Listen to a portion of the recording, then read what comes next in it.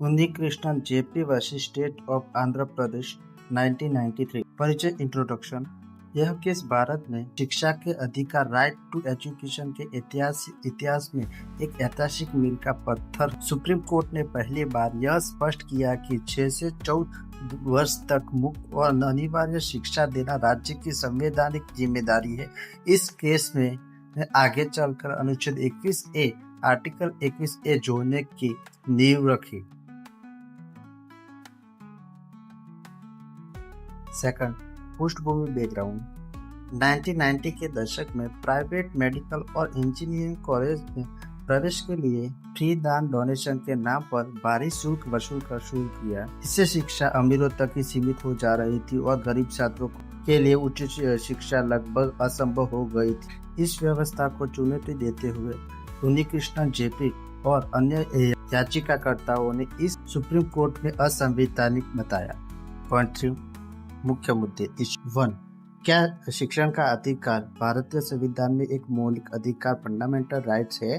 2, क्या राज्य का यह कर्तव्य है कि वह सभी बच्चों को मुफ्त एवं अनिवार्य शिक्षा प्रदान कराए? 3, क्या प्राइवेट कॉलेज द्वारा कैपिटल फी वसूलना वैध है?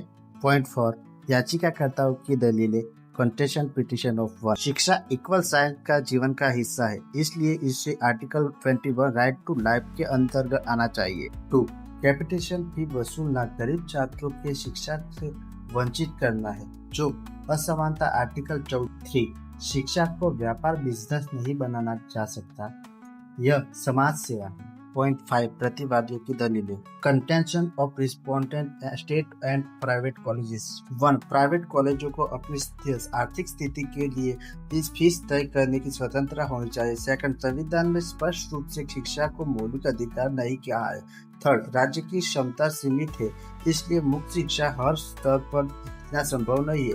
पॉइंट 6, सुप्रीम कोर्ट का जजमेंट। 1, शिक्षा मौलिक अधिकार है।